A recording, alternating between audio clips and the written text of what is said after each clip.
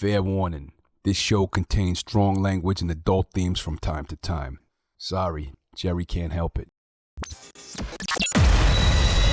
Sick Boy Wolfgang Productions presents The Offering with Jerry Horror.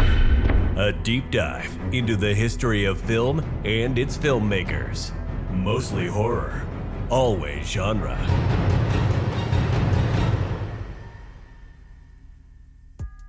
'80s and '90s horror fans, it is time to rejoice. You've seen his work, you're a fan of his art, and now you can wear artist Mark Schoenbach's Sadist Art Designs. If you're a fan of cult classic horror, you know his work. You've seen it everywhere, from the Halloween franchise to Pool Party Massacre. Whether it's at Slashback Video or Mac and Me, you will recognize his distinct style instantly. Now check out his latest stock, including R.L. Stine and Christopher Pike inspired merchandise. Visit sadistartdesigns.com and put some respect on your swag. Retrosource Long Island is taking you back. Take a trip back in time with their custom-built store, paying tribute to the best decades of all time, the 80s and the 90s. They have a massive collection of video games to choose from, spanning from Atari 2600 to Nintendo Switch, not to mention a large selection of toys, plushies, art, collectibles, board games, and so much more. They've got a friendly and quirky staff that loves to talk to you all about your favorite movies, cartoons, and TV shows that you grew up with. Check out their funny skits on their Instagram at RetrosourceLI. Do you love E.T., Thundercats, Back to the Future, Masters of the Universe, RoboCop, Street Fighter, Knight Rider, Ninja Turtles, Pokemon, Power Rangers? Yeah, man, Retrosource has got you covered. Take a photo in their Saved by the Bell high school locker display. It's totally mint. Spend hours playing arcade games while getting a sugar rush from vintage candy and soda. It's gnarly, buddy. Located at 1075 Portion Road in Farmingville, New York, Retrosource, Long Island's most radical shopping experience. Welcome to The Offering with Jerry Horror, the show where we can have a quiet and frank discussion as adults about the things that matter to me, or at least that I think matter to me. Please take a moment to subscribe to our show wherever you get fine podcasts, and hey, stay up to date on future episodes. Coming up, a studio that desperately needed a summer blockbuster but got a grounded and grimy horror film. Filming on this movie began before the script was even finished. Within its franchise is the most controversial entry among fans. There was even a cartoon spin-off pilot for this movie. What went wrong? If you ask James Cameron, he'll tell you that this picture was a slap in the face. The lead actor begged that their character be killed. The tagline for this film was, "The bitch is back." Stay tuned, you're not going to want to miss this. Ladies and gentlemen, friends beyond the binary, it's me, your host, Jerry Horror. You know me, come on. I was just putting on a little voice. That's all me, baby. No performance-enhancing drugs. Yet. That is the operative word. This is the penultimate episode, which means it is the second to last episode of the season. Do you want more? Let the people know. Let your voice be heard. Tell everyone you know about The Offering. Tell your neighbors. Tell a friend. Tell a cop. Like, go up to a police officer and be like, yo, have you heard The fucking Offering with Jerry Horror? Well, if you're out tonight, I don't know. People might think you're a rat if you're talking to a cop. We're watching Teenage Mutant Ninja Turtles Mutant Mayhem, which was one of my favorite movies of the year. I did not have that on my bingo card. Barbie was one of the other ones. If you told me 5 years ago, these are going to be your two of the best movies you see all year in cinemas, and it's Ninja Turtles and Barbie. Who knew? Didn't even have to go to the movies. Just had to open up the old toy chest, right? So, this is the second to last episode of the third season. I hope that you are enjoying everything that you've heard. Here's some sick plugs. We've done all kinds of movies.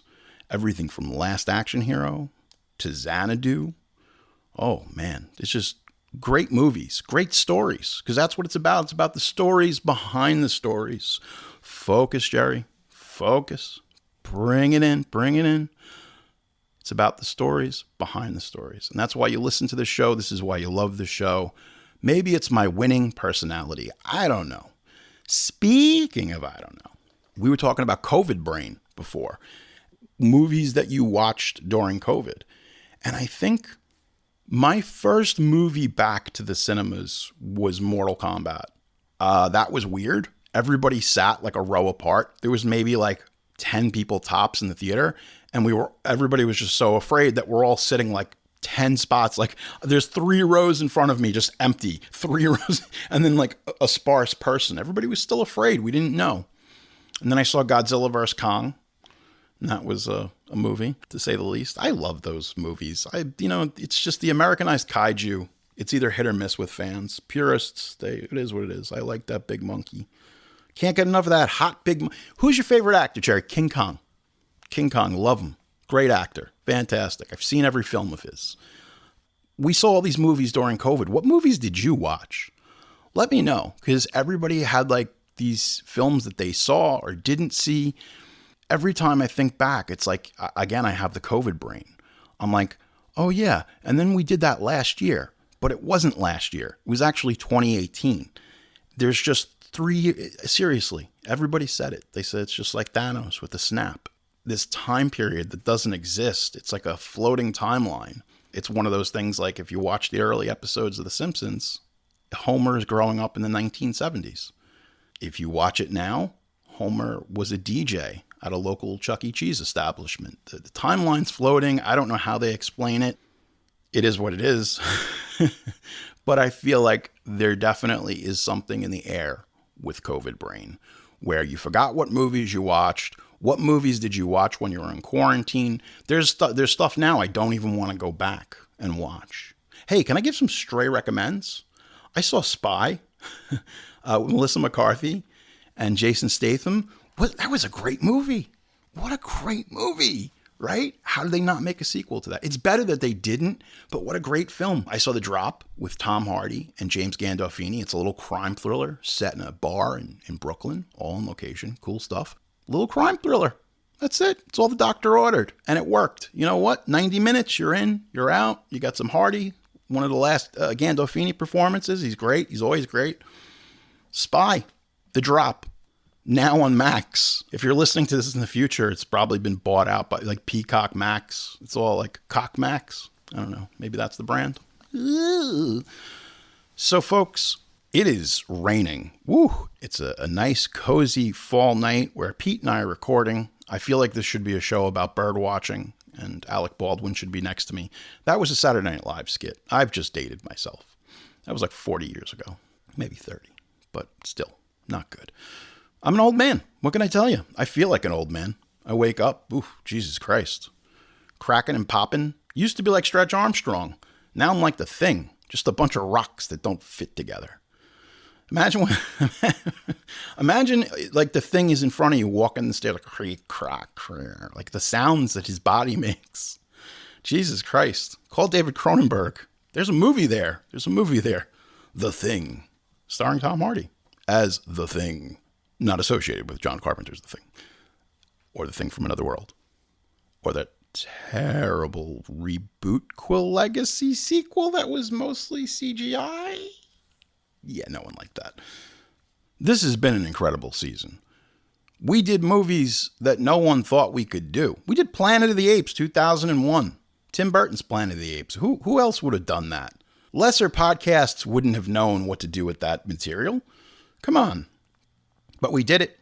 We did The Exorcist 2, The Heretic. We did it. I'll say it again. We did Last Action Hero. And Cobra. We did Cobra. People like that. Sick plug. Shout out to the previous episodes. This season was about big swings, big misses, people who took big chances. And we decided to. Doing episodes like Xanadu was to open the door to audiences who might not be familiar with me. And the way that I see the show is it's kind of like my DVD collection, your VHS collection, whatever it is, where I've got Uncle Buck. And right next to Uncle Buck is Terminator 2. And right next to Terminator 2 is Steve Martin's Father of the Bride. Why do I have that? I don't know. I bought it. I got it used at Blockbuster. Who knows? But what I'm saying is I'm building a catalog. That's what we've always been doing here. We're building a catalog of films so that if you watch a movie and you enjoy it and you want to know more about it, hey, we watched The Strangers. We want to know about all the true crimes that inspired The Strangers. I got you. That's what I'm here to do, baby. That's what I do. Season 3, and let me tell you, man, the final episode is going to be, fans of the show have been waiting for this one. It ties up the first 2 seasons rather nicely, kind of puts a little bit of a bow on it, even though there might be more to say afterwards. I can't tell them. I want to tell you, but I can't tell you. Regardless, the season finale is going to be really crazy. Early on, we made a decision. When we were doing promos for this show, the idea was to entice people, to pique their curiosity, to have them look into what film is he talking about. And the reason that we did it was obviously to pull people in, but we need more engagement. We need more engagement from you. So it's a call to action. Tell us what you think. Say, Jerry, why the fuck did you do Xanadu? Or you can tell me, Jerry, I didn't know about your show, but I heard the Xanadu episode and it was great. We're just trying to get a gauge of what you like, what you don't like. And honestly, so many of you that I get to talk to via social media, great people, smart people listen to this show. It's not like stupid people listen to the show. People who have taste. I respect our audience and I respect our listeners as people. I think that comes across. But we need more engagement. That's really what this is all about. So don't be afraid to get a little bit vocal. I want to know what you think. And hey, again, get the word out of the offering. You're shopping. You're in the grocery store. Just go up to somebody and say, hey, you listen to podcasts? And they'll say, get the fuck away from me. And then you say, have you heard The Offering with Jerry Horror? And then they're going to call the cops. And then you better start running because those cops are going to arrest you. It's a fucked up world. It really is. So, without further ado, one of my favorite films of all time is James Cameron's Aliens. And it is an incredible film. So how do you follow it? Well, stay tuned and you can find out after the break.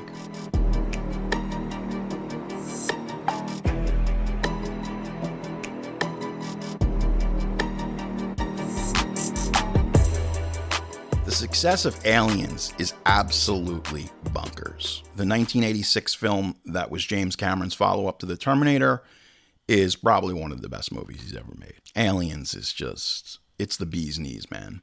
And it's super influential. Outside of the US, you got like Shocking Dark. You got so many Aliens. Alien had a ton of ripoffs. Aliens had maybe even more. So many movies ripped off Aliens. It's still going on today. When James Cameron pitched Aliens, there was a whiteboard, a bunch of executives at Fox, and he wrote Aliens. Well, he wrote Alien, and then he added the S. And they said, oh, plural, aliens. And then he added a $sign where the S was. And the crowd cheered and said, James Cameron, you're going to make Aliens. Little did he know, he would go on to make one of the biggest science fiction horror classics of all time. On a budget of $18.5 million, Aliens made $184 million. The film is seen as one of the most influential science fiction and action movies. There have been countless ripoffs. Come on, we all know this. Everything rips off Aliens. How many times have you watched a movie? You're watching some bullshit outer space movie, and it's just the Space Marines. It's the Colonial Marines. They're doing it again. Even recently with films like The Creator. The obvious influences there. Aliens changes the game for everyone involved, especially James Cameron. It grants him a blank check with 20th Century Fox. They say, listen, why don't you make us another Aliens? And he says, I got no interest. I don't want to do a sequel. Said, James Cameron, you made us a lot of money. What do you want to make? I want to go make The Abyss. Okay. We'll go to Mexico. And you'll put a bunch of actors through hell on what is most likely to be a future episode, The Abyss. Brandywine, it's Walter Hill's production group, is approached by 20th Century Fox to turn the series into a full-on franchise. They weren't interested.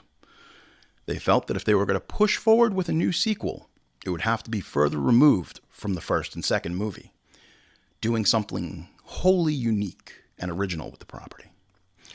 The producers opted to explore the duplicity of the Weyland-Yutani Corporation and why they were so intent on using those aliens as biological weapons. Various concepts were discussed, eventually settling on a two-part story, with the treatment for the third film featuring the underhanded Weyland-Yutani Corporation facing off with a militarily aggressive culture of humans whose rigid sociologist ideology has caused them to separate from Earth's society. And that was the plot synopsis. Does that sound interesting? Maybe. I don't know. Michael Bihn's Corporal Hicks would have been promoted to protagonist in the third film, with Sigourney Weaver's character of Ellen Ripley being reduced to a cameo appearance before returning triumphantly in the fourth installment, which would conclude with an epic battle with alien warriors mass-produced by the expatriated Earthlings. Sounds heavy, man. Weaver liked the Cold War metaphor and agreed to a smaller role, particularly due to a dissatisfaction with Fox, who removed scenes from Aliens crucial to Ripley's backstory. I felt that Ripley was going to become a burden to the story. There are only so many aspects to that character you can do. This was Sigourney Weaver at the time, concerning the future of Ripley. Although 20th Century Fox were skeptical about the idea, they agreed to finance the development of the story. But asked that Hill and his producing partner Giler attempt to get Ridley Scott as the director of Alien to make Alien 3. They also asked that the two films be shot back-to-back to lessen the production costs. While Scott was interested in returning to the franchise, it didn't work out due to the director's busy schedule. Unfortunately, it all just couldn't come together and Scott lost interest. Enter William Gibson. In September of 1987, Giler and Hill approached cyberpunk author William Gibson to write the script for the third film. Gibson, who had told the producers his writing was influenced by Alien, accepted the task. Fearful of an impending strike by the writers, that's the Writers Guild of America, who just won the strike. Good for them. Brandywine asked Gibson to deliver a screenplay by December. Gibson drew heavily from Giler and Hill's treatment, having a strong interest in the Marxist space empire element. The following year, Finnish director Renny Harlin, director of the successful Nightmare on Elm Street 4, Dream Master, previous episode, sick plug, when Freddy ruled the world. Harlan wanted to go in different directions from the first two movies, having interest in both visiting the alien homeworld or have the aliens just straight up invading Earth. Gibson mockingly summed up his script as space commies hijacked alien eggs, big problem in mall world.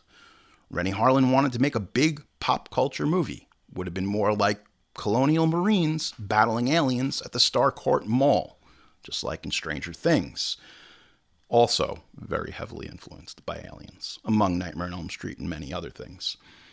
So essentially, Ripley is in a coma.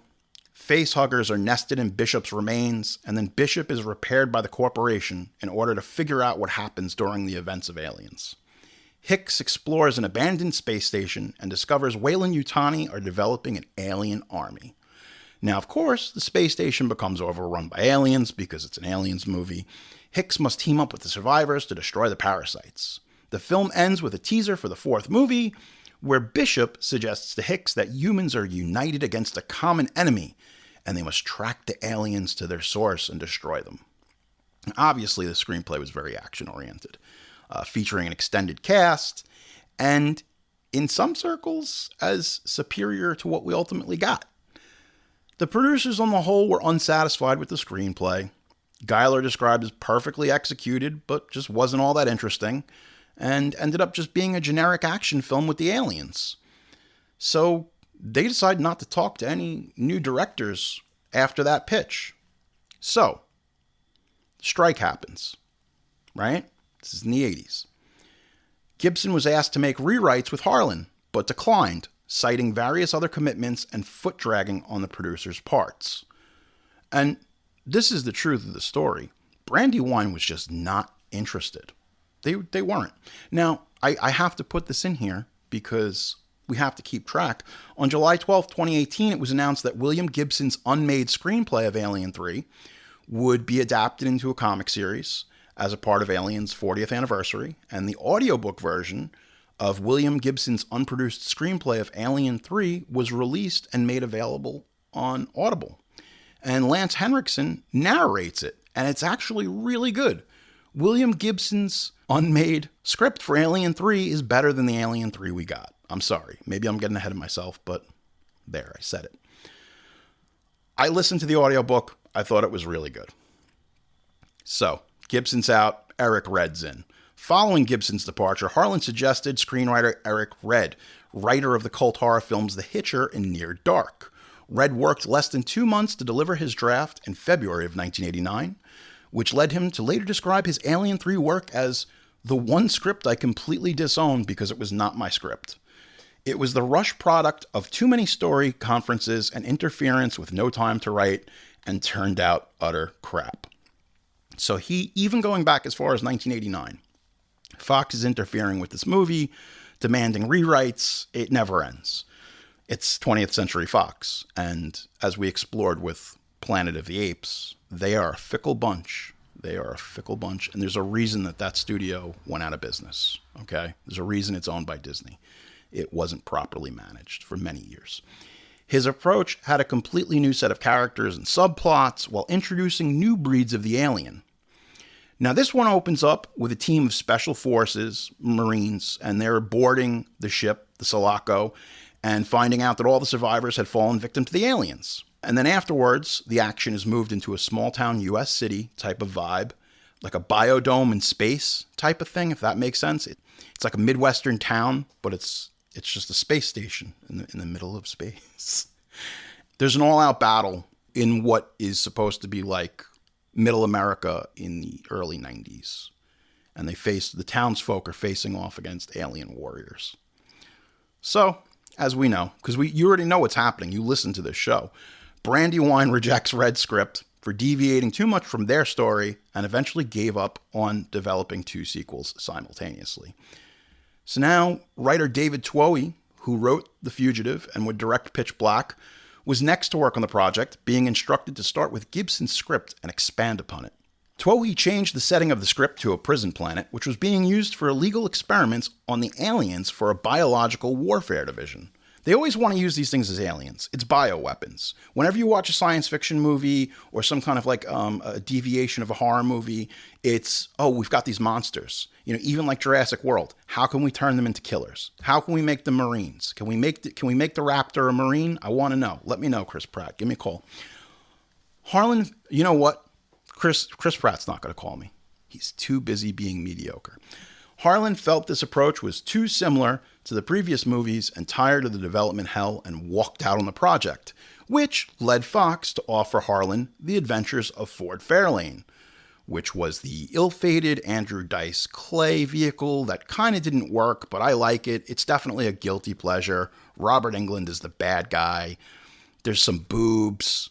It's well shot. It's a fun movie. Hopefully that's something I'd like to see on Blu-ray, but Disney owns it now, so good luck with that, kids. You'll be buying bootlegs at the local Monster Mash at your civic convention center.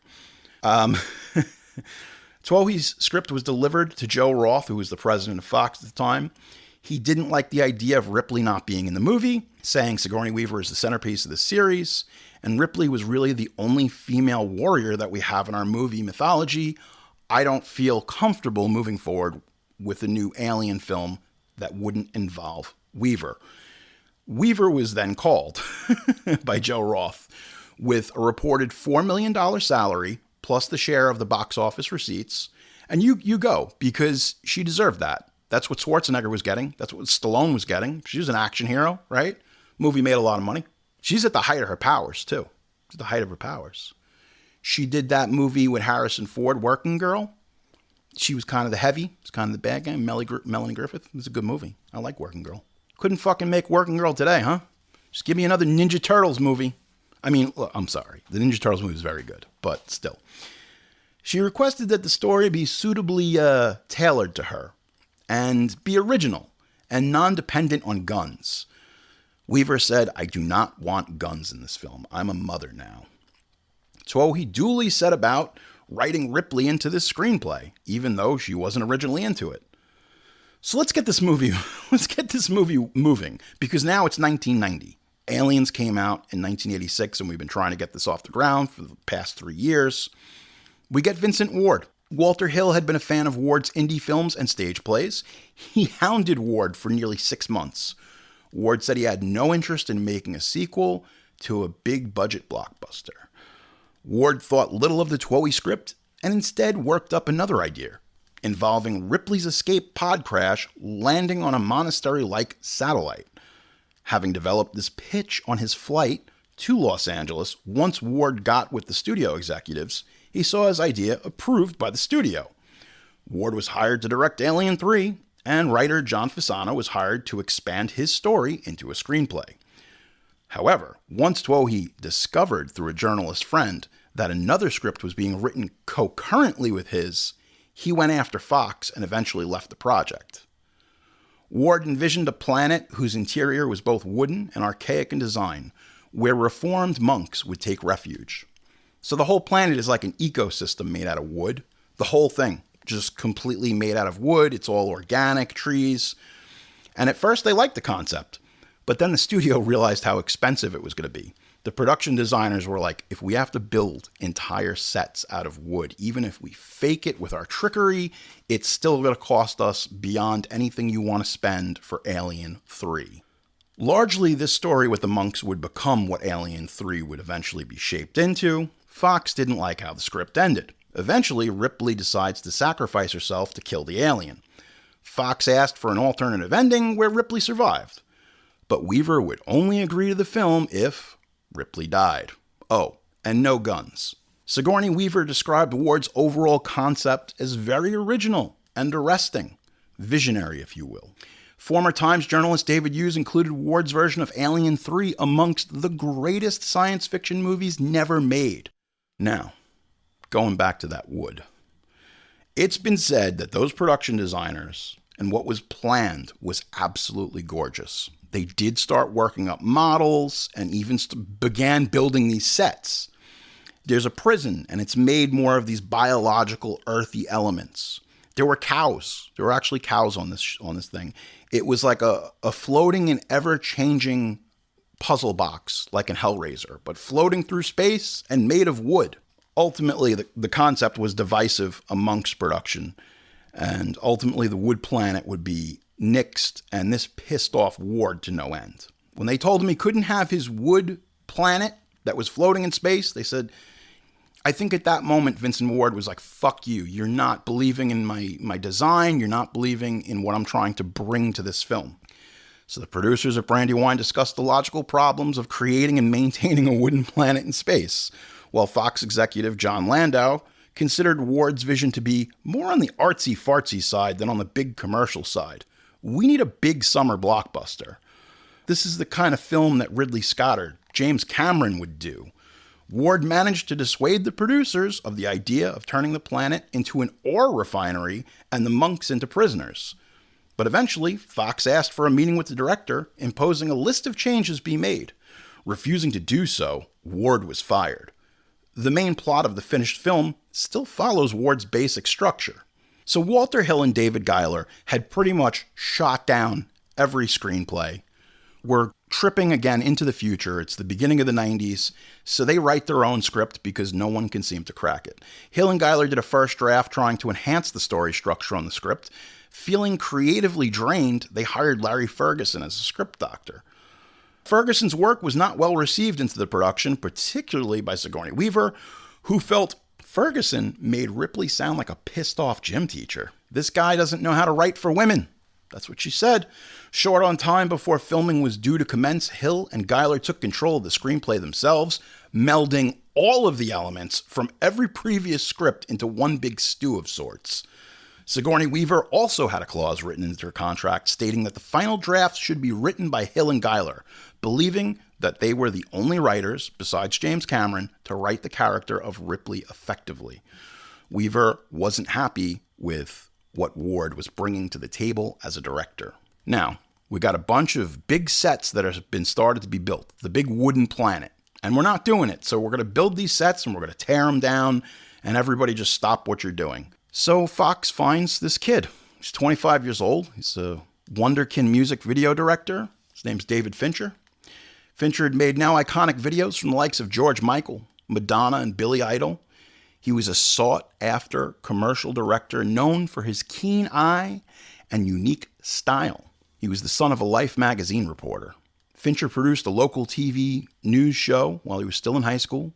As a 19-year-old, he was working for Industrial Light and Magic, and he ended up shooting some of the second unit stuff on Return of the Jedi. He wanted to make an Alien film since he was 14 years old, and this was his big chance. He was a huge fan of the first two. And mainly because Fox thought that they could control him, and that was probably their first mistake. We'll be right back with more of The Offering with Jerry Horror.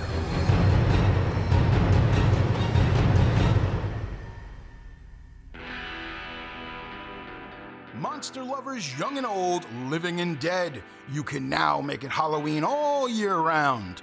The Ghouligans are dying for you to check out their creepy comedy horror show now on their YouTube channel. Have you been ravenous for programs that are geared more towards your sick sensibility? Have you been fiending for horror and comedy so fun that it makes you want to scream? Well, dig no further. Full episodes of the Ghouligans miniseries are available for you to sink your teeth into. And if you don't know about the Ghouligans, it's like the Monkees meets the Munsters meets Pee-wee's Playhouse.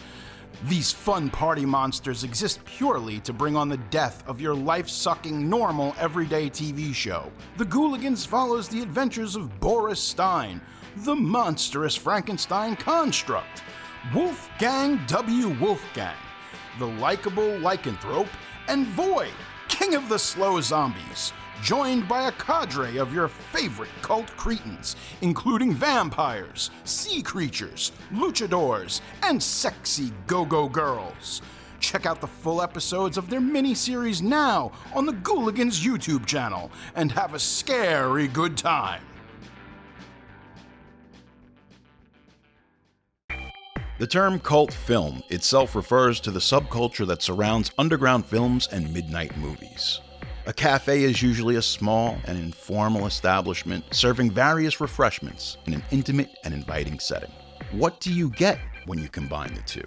You get the Cult Cafe, located at the Cinema Arts Center in Huntington, New York. Every Saturday night at 10 p.m., Cult Cafe brings you the best in cult film and beloved classics, curated with care, especially for a devoted fan base of cinephiles. Cult Cafe is where box office bombs are resurrected, and more obscure, transgressive films, shunned by the mainstream, can find a home beautifully projected on a large silver screen. Past movies screened at the Cult Cafe include David Cronenberg's Videodrome, Frank Henenlotter's Basket Case, John Carpenter's The Thing, Sam Raimi's Evil Dead, Victor Bonacor's Thrust, and Richard Kelly's Donnie Darko. Man, the programming there is on point. For tickets and showtimes, head on over to cinemaartscenter.org to find a listing of films, or add Cult Cafe on Facebook to find a series of upcoming events. There really is nothing like seeing an old favorite in a theater full of your fellow movie fans. Hey, maybe I'll even see you there. Cinema will never die at the Cult Cafe. Listeners and fans of The Offering can get their hands on their very own The Offering with Jerry Horror merch, now only at TeePublic. Find your own fresh The Offering with Jerry Horror high-quality merchandise, including t-shirts, hoodies, tank tops, long sleeves, stickers, and mugs. Just like the show, we've got gear that's mostly horror, always genre. The Offering with Jerry Horror TeePublic store has everything you need to represent your favorite podcast. Folks, head on over to teepublic.com right now and pick up your very own Offering tee today. You're listening to The Offering with Jerry Horror. Got a question or story you want to share with me? It might be featured in a future episode. Email me at jerryhorror@gmail.com or hit me up on Twitter at jerryhorror. I'm also on Instagram. You can find me there at jerryhorror. Rate and review this show on Apple Podcast, and you might find your review in an upcoming episode. And if you haven't already, be sure to subscribe to The Offering. Now back to the show.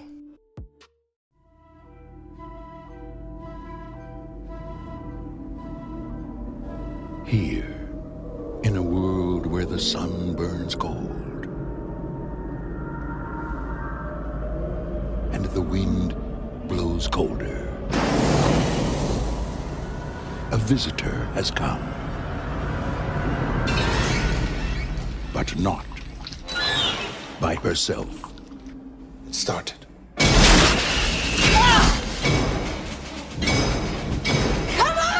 The suspense is back. And we have no weapons of any kind? The fear is back. Don't look back, dude! Run as fast as you can! And most of all, the bitch is back.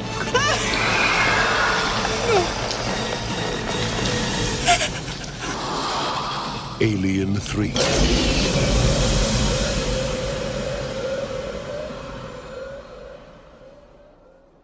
Fincher did further work on the screenplay with author Rex Pickett, and despite Pickett being fired, Hillengiler writing the final draft of the screenplay, he revised most of the work done by the previous authors. Fincher desperately wanted Gary Oldman to star in the film, but the pair couldn't work it out. Desperately tried. The story goes that Gary Oldman was going to be the lead opposite Sigourney Weaver in this film. He didn't like the script. And then Fincher rewrote it a bit, gave it to Oldman, and then Oldman said, "They're not paying me enough money." So, filming begins without Gary Oldman. And the filming began on January 14th, 1991 at Pinewood Studios in England without a finished script. Remember what I tell you about these movies. It doesn't matter. They're the big swings. We're taking a lot of chances, and we're not finishing our screenplays. Finish your screenplay and shoot what's on the page. A little advice from a guy who's never made a movie. $7 million had been spent on sets already that were never used thanks to the ever-changing script before filming had even started. All of the sets had to be destroyed a week after filming had begun. Immediately, the studio was breathing down Fincher's neck, and the first day was terrible. In fact, it was awful. Fincher stayed up all night crying. He then called his agent in a last move of desperation and said, "Can I leave this film? Can I just walk?" His agent told him that your first foray into big studio filmmaking will be done. You will kill your career if you walk off of this film. It would be career suicide. Fincher gets a good night's sleep and he sucks it up. Day 2 begins, and so did the most hellish experience that Fincher would ever go through. He realized that the shooting script was only 45 pages long, and that the rest was being written on the fly, every day, changing, hour to hour. Fincher wanted a few new set pieces and was denied the money. "Absolutely not," said Fox. This would continue throughout the entire shoot. Original cinematographer Jordan Cronenweth worked only for 2 weeks on the film before he started developing Parkinson's disease and was forced out of the film by a line producer who had lost his father to the disease several years prior. Fox knew that the demanding schedule would likely take a fatal toll on Cronenweth's health, and it wasn't how he wanted to spend his last few months of life on Earth making this disastrous Alien 3 movie. So we're off to a good start. So we don't have a cinematographer. He was replaced by Alex Thompson. He's an old pro. He shot everything. A lot of stuff, especially in England. Labyrinth, a lot of the Jim Henson stuff. He shot Excalibur. And Michael Mann's disastrous first film, The Keep. Michael Mann disowns that film. He hates it. I think it's pretty good. Fincher wanted the alien to be more like a puma or a beast, as opposed to the upright humanoid posture of its previous films. So they got the designer of the original Alien, H.R. Giger. He was contacted to generate new sketch ideas. His revisions included longer, thinner legs, the removal of pipes around the spine, and an idea for a sharp alien tongue in place of the secondary jaws. Working from his studio in Zurich, Giger produced these new sketches, all of which 95% got thrown out. The only one of Giger's designs that wound up in the final project was a Bambi burster. It's an alien that had long legs and walked on all fours. Now, originally they had wanted to get Stan Winston back, but they couldn't. He was busy doing other things, so they had to bring in an entirely new effects team. Their brilliant idea? Use a puppet that would digitally erase or obscure the puppeteers. A lot of this was new technology. It hadn't been done before.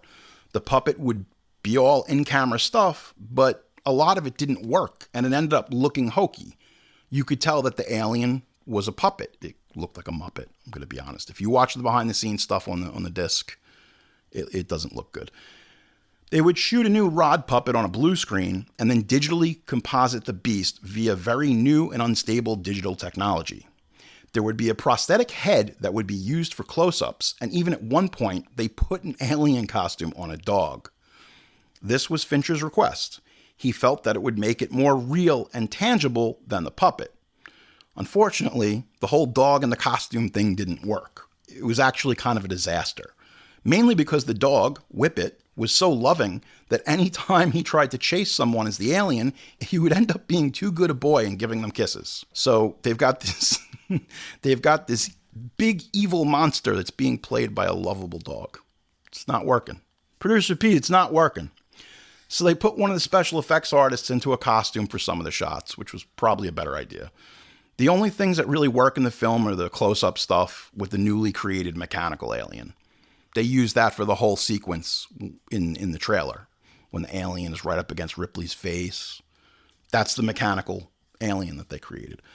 So many different types of technology were implemented, and at one point they even considered stop motion for the alien. That wasn't going to work, so they hired a new effects team and tried to rework the puppet stuff, which they tried to make happen to a degree. The technology just wasn't there. The movie is, you've seen it, or you maybe, I don't know what you're doing. Did you watch this movie? Did you watch Alien 3? If you've seen, or should I say spoiler alert? Spoiler alert. A movie that came out 30 years ago. We should all be fucking concerned and precious that you haven't seen it. I'm sorry. Ooh, I digress. They insert Bishop into this, but he's a fucking puppet. He's like a slimy puppet. And look, there's a lot of things that don't work. Can we start getting into them? Can I start talking? I'm allowed to. So did I mention the little girl that we all came to know and love in the second film, Newt, would be killed along with Corporal Hicks off screen in the first 5 minutes of the movie? This fatal decision would echo throughout the entire franchise, and it really upset people. It really upset me because I was at the right age. I was probably like 14, and I'm like, oh, this is going to be awesome. We're going to see Hicks and Newt, and they're going to go on all these adventures, and you just fucking killed them? Everybody loved these characters, and you just murked them without even saying anything. And I'm going to tell you, that narrative choice is why I hate this movie. I can never forgive this movie. As much as I love David Fincher as a director, that story choice is poor. You just don't do that. You don't. It doesn't work. People still talk about it. A lot of nerd circles, a lot of people, in those Kevin Smith smelly nerd circles like me, they talk about it. Alien 3 is not how you continue a franchise. Michael Biehn stated in an interview that he was deeply hurt that he wasn't asked to return as General Dwayne Hicks, his character from Aliens, 1986. Spoiler alert. But even more so that the film opened with Hicks immediately being killed off after escaping with the other survivors. Biehn went to an opening week show of the film and had to walk out after he saw what they had done to Newt and Hicks. He was really upset about it. He walked out of the theater. He was like crying. He basically also realized that any hopes of these characters returning had been destroyed. And it's a good thing that Biehn didn't see the original plan for Hicks. One draft of the shooting script included a scene where a chest burster comes out of Michael Biehn's character during the hypersleep. That would have been the first 3 minutes of the movie, which starts the electrical fire. It initiates the ejection procedure. And this was all later abandoned in favor of having the EEV crash and sink. Carrie Henn, who played Newt, was actually fine with them killing her off. She's been quoted. She says, life goes on after Aliens. It's a good way to look at it. Slowly but surely, the production of Alien 3 went completely off the rails. Scripts being rewritten daily, and no one is asking Fincher what he thinks. They're just rewriting it and then handing him the sheets. From day to day, hour to hour, he had no idea what he would be shooting. It was almost impossible to get anything set up or accomplished. This was his first big studio feature, and the pressure was mounting. The then 26-year-old director, he could barely sleep. He was losing his hair and having dreadful panic attacks. Worse yet, he hadn't had a hell of an appetite, so he was weak. He was frail. He got sick. He was literally making himself sick. So meanwhile, Fox doesn't give a shit. They're planning video games, cartoons, and even a toy line with Kenner. The problem? All of it was based on aliens. None of the suits knew or cared as to what this new film was about. At one point, they even released a teaser trailer, not knowing or even caring what was going on with the production. The teaser trailer is great. Go watch it. The teaser alludes to a large battle that will play out on Earth. And I was a dumb little kid and I saw that trailer and I'm like, oh my God, the aliens are going to invade Earth and I'm going to be fat with my popcorn. It's going to be good. And that's not what happened. That's not what we got. So day to day, Fincher is verbally assaulted by executives and producers. They felt they could just get away with it because he was young and a first-time director. No one really knows the whole truth of the matter. Let's be honest. What we do know is that whatever abuse Fincher endured, he has cared not to go on record or speak about it until this day. There is an anger and hatred that this film projects. It gives off a strong vibe of distrust for the corporation. That's Fincher in real time working out his issues with the studio as it's being made. The film is full of frustration. It's full of passion, all at once, intermingling, vacillating between the two. These elements are too combustible, and they can be seen now in the film as it is. There are a few digital elements toward the end of the film. Most of that was made photochemically and handcrafted by artists, which would be one of the last photochemically completely produced films by 20th Century Fox in '91.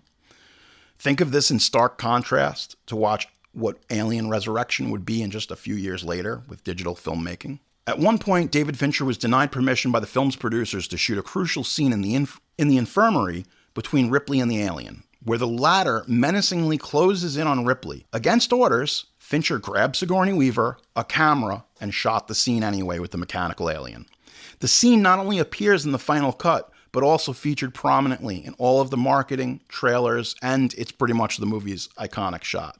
And he had to do it against Fox's permission, off on a little soundstage with just a camera, him, the mechanical alien, and Sigourney Weaver. But hey, do what we say, Fincher. You do what we say. Cute little fact, while off set, Sigourney Weaver had to wear a wig because she had shaved her head for this film. Her then 2-year-old daughter, Charlotte, didn't like to see her mother bald. In fact, it made her cry. So every time that Sigourney Weaver had to go back to her daughter or come home, the wig was going on. The budget was spiraling. Did I mention this? The budget was out of control. This was originally a $40 million film, and reports say that it ballooned closer up to $75 million. And producers began to rush Fincher in order to cut costs. At one point, they didn't even care. They just said, finish it up and let's call it a day. Fincher would film a scene, and the studio would see the dailies. They would then tell him to reshoot things that he didn't like, and this was becoming a daily occurrence. The crew was working 18 hours a day at a minimum of 6 days a week. They were burning everyone out on the production. Fincher was able to put together a rough cut of the film. That rough cut was 3 hours long, and Fox was pissed once again. The first cut was later screened to test audiences. People were horrified. They didn't even understand the film. Then after 3 months of retooling, rewriting, editing, the production would restart again, with numerous reshoots mandated by Fox. Now, originally, this film had a lot of horrific, ultra-gory violence. It even had a sex scene that was incredibly graphic between Sigourney Weaver and Charles Dance's character. Then once the MPAA got a hold of the film, they threatened Fox with an NC-17. They needed to cut the sex scene and the gore, both of which were cut out of the final film. Word began to leak around Hollywood that Alien 3 was a disaster. Film magazines, journalists were explicitly told by Fox that if anything is written, anything, that they would sue them. It would be libel. It would forbid them access to future Fox films. The cast, the crew, and Fincher were completely burnt out at this point. I mean, what more could be done to save this film? The cast, the crew, and the writers all came to Fincher's side. They believed in the director. They believed in him. They came to really admire him and adore him. Sigourney Weaver herself went to bat many times to fight for Fincher's vision. And on one of the final days of reshoots, the hellish reshoots that had gone on for 3.5 months, Ridley Scott came for a visit. He walked in with his silk suit and one of his big Cuban cigars, looking fabulous. Tan, if you will, right off the beach. Ridley asked how it was going, and I said, really bad. And he said, it never goes well. This is not the way to make movies. Make sure you make a little film where you have some control whilst they're beating you up. That's what he told David Fincher.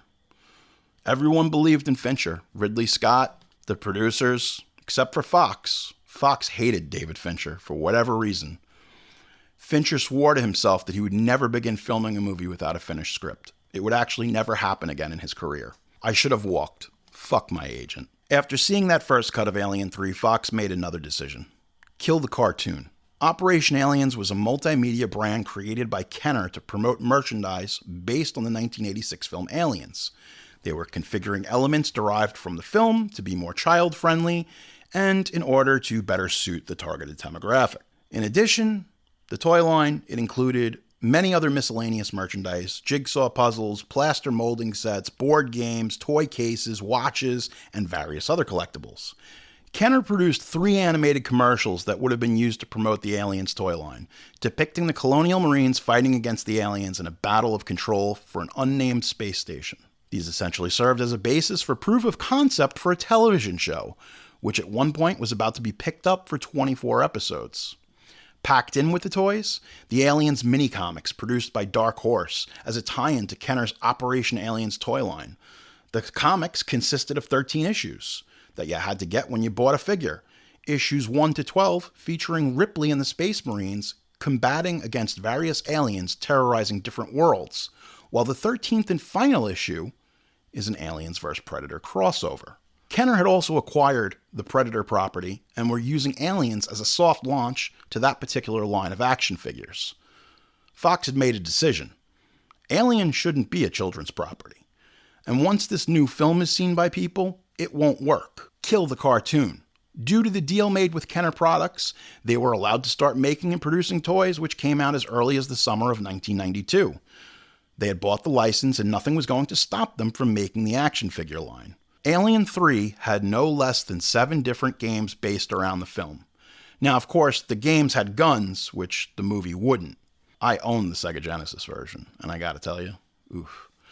There were versions of Alien 3, the video game, produced for, but not limited to, Super Nintendo, Sega Genesis, Sega CD, Game Gear, Game Boy, the OG NES, Mac, PC, and even a rare Operation Aliens Tiger Electronics handheld game. So this is what Fox is doing. They're selling the rights to Aliens as a property to sell toys, and obviously video games. I got that Genesis version of the game for my 13th birthday, and I gotta tell you, it was underwhelming to say the least. Let's put it that way. Operation Aliens was officially canceled. The Kenner Aliens and Predator line was very successful. It actually lasted from 1992 to 1998. The toy line would even return quite a few times thanks to NECA Toys. Fincher begged Fox for another 40 days of reshoots, so they gave him 8. One exec also told him to put more jump scares in the movie, because my kid saw it and he thought it was some pussy shit. You've got 8 days. Make it scary, Fincher. Oh, it was just hellish. Alien 3 was most certainly the worst thing that has ever happened to me. David Fincher. On the 8th day of reshoots, Fox took the film from Fincher and thanked him for his involvement. They explained to him that the footage would be given to an editor that would know what to do with it. Then the cherry on top. Look, you could have somebody piss up against the wall for 2 hours, call it Alien 3, and it would still do $30 million worth of business. That's exactly what an executive said to Fincher. Fincher was completely locked out of the edit, and at that point he had disowned the project completely. It was time to let it go. The nightmare that was the production of Alien 3 was finally over, with Fincher unsure if he would ever make a Hollywood film again. Fox cut the movie to ribbons and brought in a final cut of the movie at 114 minutes. The Fincher cut was closer to 3 hours. Entire characters, subplots, and creatures were completely cut out of the film, with some of it making very little sense. Suffice to say, Fincher pretty much went on a sabbatical after this film. He took a long break, he took a long holiday, and he needed it, because it had been so stressful he felt that it took a year of his life away. Kind of like what COVID brain did to us. Alien 3 was David Fincher's COVID-19. All right, that's kind of ridiculous, but let's talk about the release. Originally, Alien 3 was supposed to come out as a big summer blockbuster in 1991. And all that nonsense of the production had moved that timeline forward. How forward? The film would be released in May of 1992. The film debuted at number 2 at the box office behind Lethal Weapon 3 with a Memorial Day weekend gross of $23.1 million. So what were the other top movies at the box office in May of 1992? How about the big winner, Lethal Weapon 3? Lethal Weapon 3 is crazy because Warner Brothers didn't have a big summer movie, and they basically just like threw a bunch of duct tape, shit, and bubblegum, got Richard Donner, and most of Lethal Weapon 3 was completely improvised. It's insane. Lethal Weapon 3, coming soon to the offering. Basic Instinct, Far and Away, Encino Man, Beethoven, White Men Can't Jump, The Player, Deep Cover, Sleepwalkers, and a holdover from earlier that year, Wayne's World. The movie was considered a flop with a $55 million take in the US. It ended up making $159 million worldwide on a budget of $75. Fox allegedly spent $30 million on the marketing alone, which most of those costs were offset by all the video game adaptations. Fans hated the film. So did most critics. The word of mouth spread quickly. Both Gene Siskel and Roger Ebert gave the film 2 thumbs down. The average Metacritic and Rotten Tomatoes score sits at a 5.10 and a 48% rotten. Now, the caveat, the silver lining, in Japan, the film was wildly successful, and Japanese audiences consider it to be a classic within the science fiction horror genre of the 90s. So the rebirth. What is the rebirth? Alien 3 would be released on VHS and Laserdisc initially by Christmas of 1992. In 1999, it was released on video. The Assembly Cut, 2003. When Fox wanted to assemble a director's cut of Alien 3 for a home video release, Fincher refused to participate. Instead, the extended cut called the Assembly Cut was created based on using his editing room notes and released in 2003. It was a part of the Alien Quadrilogy box set. Can we also just say for the record, Fox invented the quadrilogy thing. There is no such word as quadrilogy. It doesn't exist. People of a certain age that grew up in the time that we did, the only reason they know this word is because of this box set. So thank you, Fox. I guess. This version of the film runs 144 minutes and includes 30 minutes of extended, alternate, and previously deleted scenes. It is not a director's cut. It also has all of the alternative key plot elements, characters.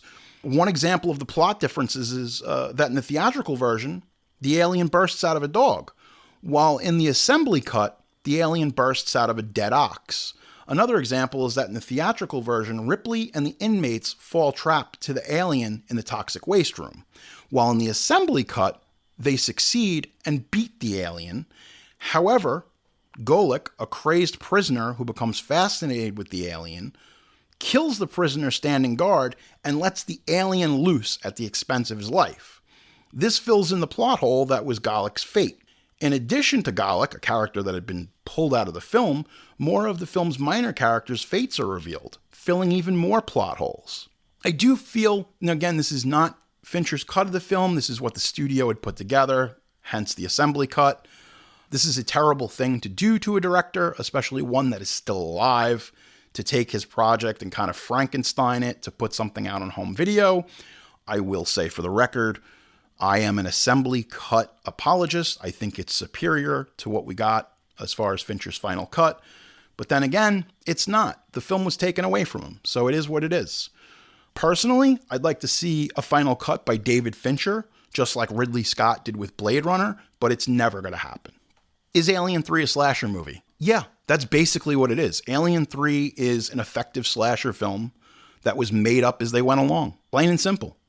Watch it again. It's a slasher movie. It's just people alone in dark hallways. It's a grim and gritty movie. It's at that point in the early 90s when everything had to be tough, grounded, gritty, darker, so that we can realize this new and exciting vision that was actually ultimately just depressing. Again, I'm just not a fan of Alien 3. I rewatched it. I watched the assembly cut. I think it's better. I watched his cut. I don't know. It's just a depressing movie. It does nothing for me. And I was hoping that doing this episode, doing this rewatch, that I would gain some kind of new insight or appreciation for the film. And I have to say, this episode is where I leave you, Alien 3, because I couldn't make heads or tails of it, and it's the first film that we've done this entire season that I actually just do not like. I out and out do not like this film. Here's something that I heard that makes the most sense from our good friend, Roger Ebert. Alien 3 is one of the best looking bad movies I have ever seen. It is a triumph of art direction and a disaster of screenwriting, and the eyes appreciate it more than the mind. Watching it in the moment, we are absorbed. After it's over, we are disappointed. Because what actually happens in the movie is so less interesting than where it happens and how it looks while it's happening. Alien 3 shows promise for a young David Fincher, but caves in on its own premise. In 2009, Fincher finally spoke publicly about the film, saying, "I disown this film. No one hates it more than me. To this day, no one will ever hate it more than me." Fincher was down and out. He did not know where his next paycheck was coming from. But in 1995, he went on to make Seven for Warner Brothers. The film cost $30 million, and it made over $350 million, and it's considered to be one of the most important and influential films of the 90s, and this time David Fincher had final cut and a completed screenplay. Seven is easily one of the most ripped off, whether it's the aesthetic, the style, the storytelling. Seven just gets ripped off for the rest of the 90s, let's be honest. And eventually, Fincher didn't burn his bridges with Fox. Even after all the bullshit that 20th Century Fox put Fincher through, they brought him back with open arms, final cut, final screenplay approval, and he made Fight Club. And it worked out. For the most part, Fight Club worked out. I will say this, though. Fincher had to go through Alien 3 to make Seven because he was in a very dark place, and it is so reflected in that film.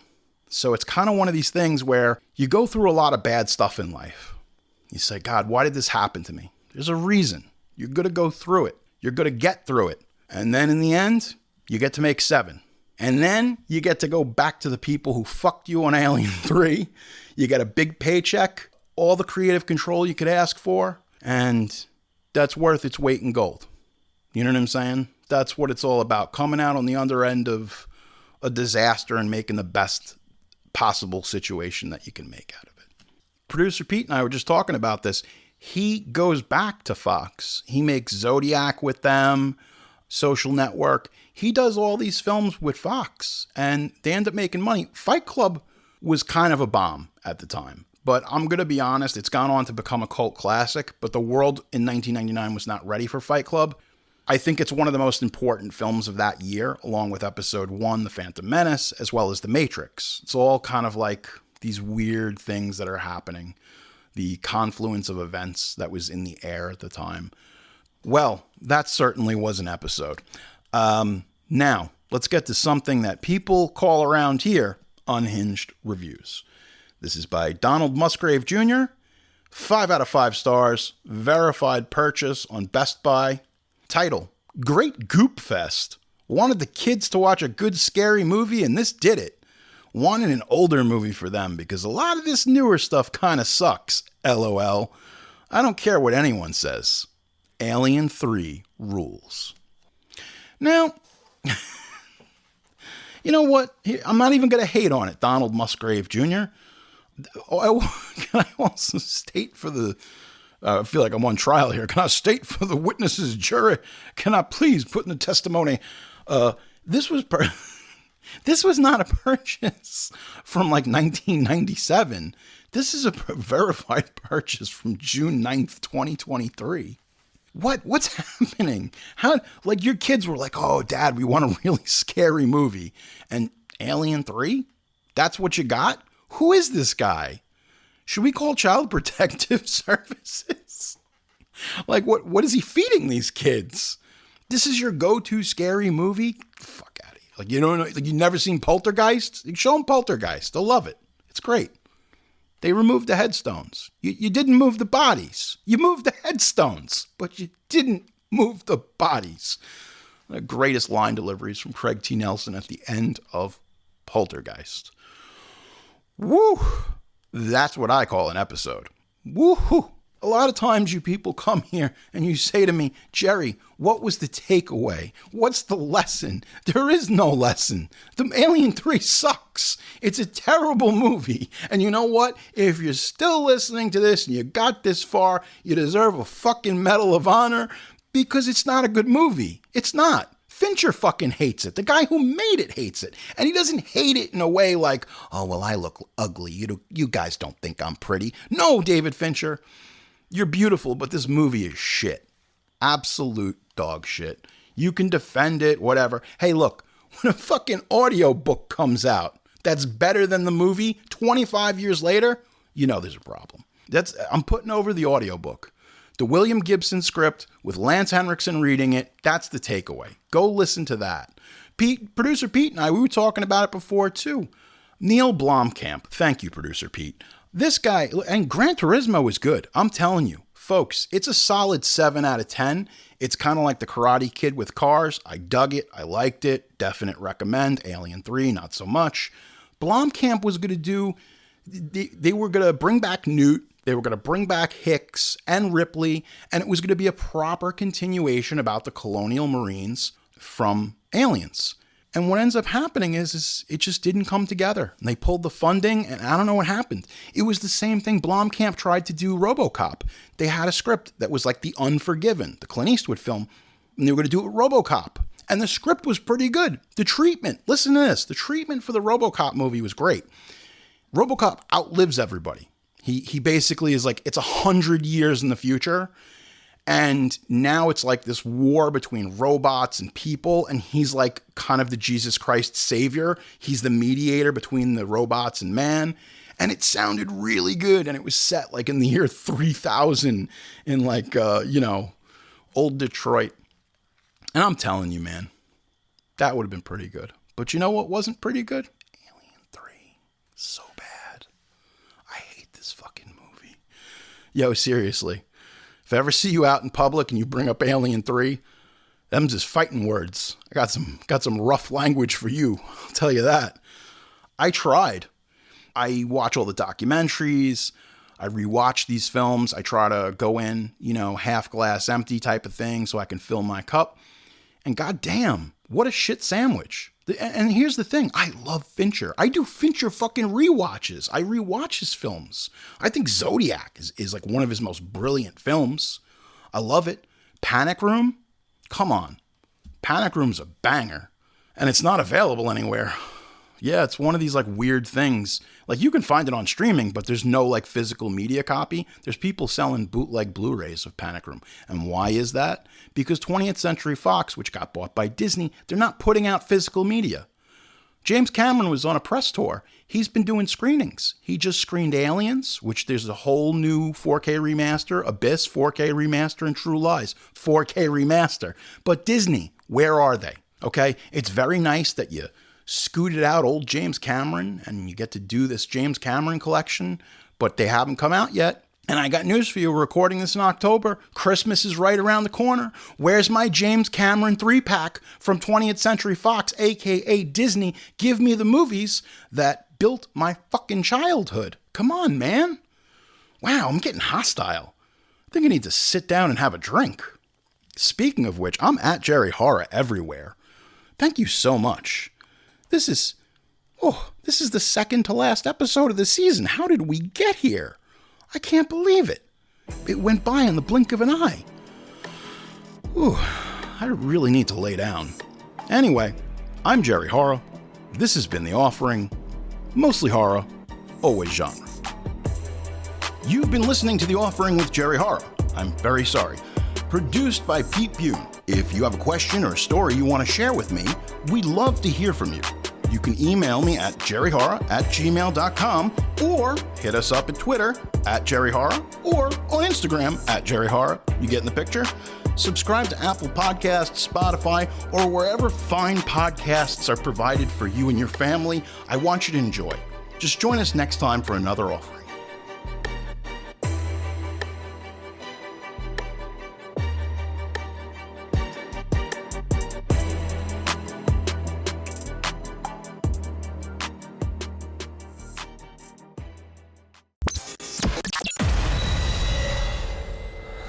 This has been a Sick Boy Wolfgang production. Thank you for listening.